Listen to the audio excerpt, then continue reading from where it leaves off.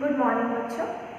आज हम पढ़ेंगे पाठ 5 और इस पाठ का शीर्षक है गट्रू गधा।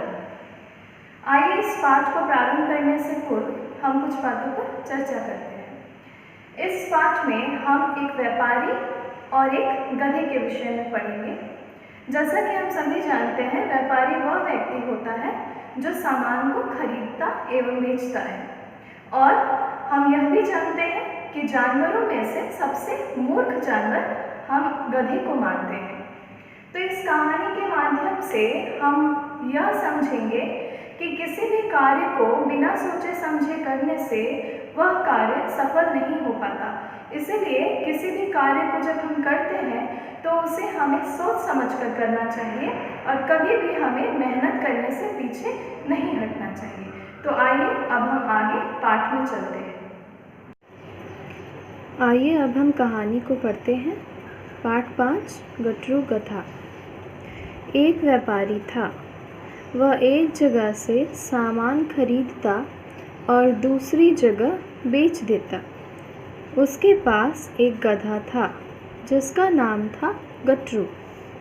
व्यापारी उसी पर सारा सामान लाद कर लाता और ले जाता। एक दिन व्यापारी ने सुना कि बाज़ार में नमक बहुत कम दाम में बिक रहा है। उसने बहुत सा नमक खरीदा और गट्रू की पीठ पर लाद दिया। तो यहाँ हम देखते हैं कि एक व्यापारी था और उसके पास एक गधा था। जब भी वह सामान खरीदता और उसको खरीद कर दूसरी जगह बेच देता, लेकिन सामान को लाद कर ले जाने के लिए वो इस गधे का प्रयोग करता।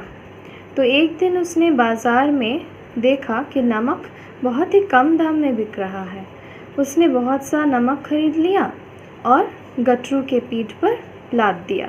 जैसा कि हम देख सकते हैं, गट्रू उसके गधे का नाम था। आगे बढ़ेंगे। आज मालिक ने यह क्या खरीदा है? यह तो इतना भारी है कि मैं उठा भी नहीं सकता। अब जैसे ही नमक की बोरी को गधे के ऊपर मालिक लाद देता है, गधा सोचता है कि ये मालिक ने क्या खरीदा है, क्योंकि यह तो काफ़ी भारी है। आइए हम पन्ने को पलटें। गट्रू रास्ते में सोचता जा रहा था। गट्रू किसी तरह पैर घसीटता हुआ अपने मालिक के साथ धीरे धीरे बढ़ने लगा। कुछ दूरी पर एक नदी थी। वे उसे पार करने लगे कि अचानक गट्रू फिसलकर पानी में गिर गया। किसी तरह वह उठा। गट्रू को लगा कि पीठ का बोझ बहुत कम हो गया है। वह बहुत खुश हुआ। कुछ दिन बाद व्यापारी फिर गट्रू को साथ लेकर नमक खरीदने गया। इस बार भी बोझ बहुत अधिक था। जब गट्रू नदी पार करने लगा तो वह जानबूझकर फिर उसी जगह पर फिसला। नमक नदी के पानी में घुल गया और उसकी पीठ का भार कम हो गया। तो यहाँ हम देख सकते हैं कि गट्रू जैसे ही जा रहा था रास्ते में, तो उसे नमक का जो बोझ है वो काफ़ी भारी लग रहा था। किसी तरह से वह पैर घसीटता हुआ आगे बढ़ता जा रहा था और अचानक से वह फिसलकर पानी में गिर गया।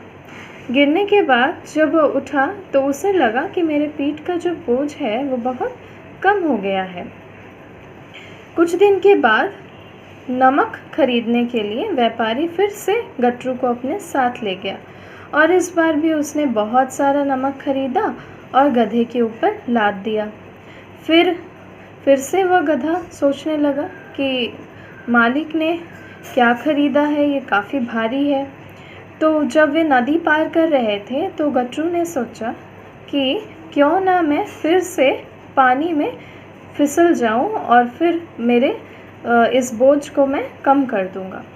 तो वह जानबूझकर उसी जगह पर फिर से फिसला और वो देखता है कि बोझ फिर से हल्का हो गया। क्योंकि नमक नदी के पानी में घुल गया था और उसका भार जो है वो कम हो गया।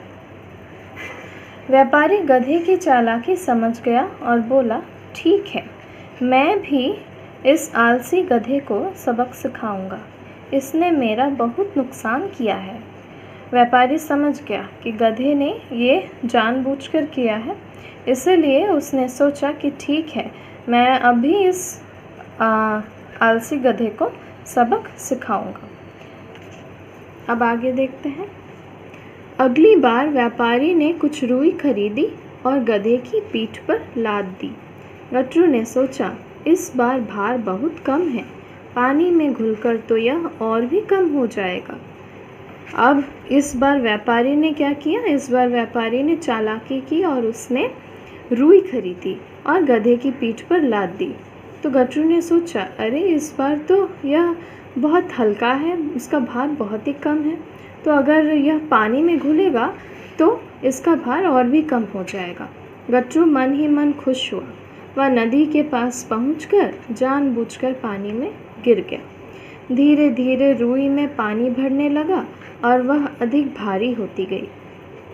अब जैसे ही वह नदी के पास पहुंचा, फिर से उसने देखा कि पानी में वो गिर गया और धीरे धीरे पानी रुई में भरने लगा और वह अधिक भारी होती चली गई। अब गट्टू ने सोचा, ओहो, यह क्या हुआ? मैं तो बोझ से झुका जा रहा हूँ। अब क्योंकि रुई में पानी भर गया था और उसका वजन और बढ़ गया था, इसलिए गट्टू ने सोचा कि यह क्या हुआ, मैं तो बोझ से झुका जा रहा हूँ। गट्टू रास्ते में ही बहुत थक गया। किसी तरह धीरे धीरे चलता हुआ वह घर पहुँचा। अब यहाँ देखते हैं कि जैसे रुई के भीग जाने से उसका बोझ और बढ़ गया। गट्टू रास्ते में चलते चलते बहुत ही थक गया और किसी तरह से वह धीरे धीरे चलते हुए घर को पहुंचा। तो यहाँ इस कहानी के माध्यम से हमें यह सीख मिलती है कि किसी भी कार्य को करने के लिए हमें मेहनत करनी पड़ती है, परिश्रम करना पड़ता है, क्योंकि सफलता का कोई और विकल्प नहीं है। इसीलिए हमें मेहनत करने से कभी भी कतराना नहीं चाहिए। तो आज के लिए बस इतना ही। और स्कूल के वेबसाइट में मैंने इस पाठ से संबंधित सभी शब्दार्थ एवं अभ्यास में आए हुए प्रश्न उत्तर सभी को मैंने दे दिया है। आप वहाँ से देखकर अपने अपने क्लासवर्क कॉपी में इसे लिख सकते हैं। धन्यवाद।